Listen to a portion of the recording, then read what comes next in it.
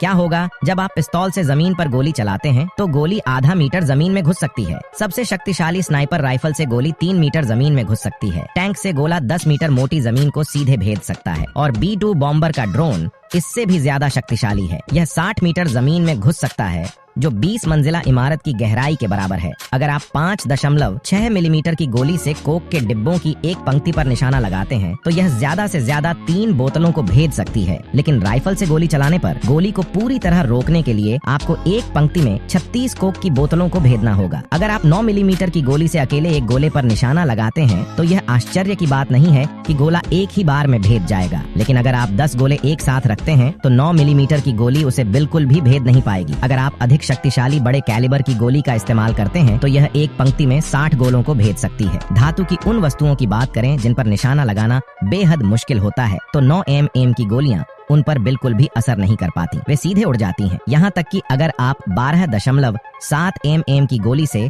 8 mm sniper rifle पर निशाना साधें तो भी इसका असर बहुत कम होता है। हालांकि इसकी मारक क्षमता 9 mm की गोलियों से कहीं अधिक होती है, लेकिन आमतौर पर यह घर की सतह पर सिर्फ एक छोटा सा छेद ही कर पाती है।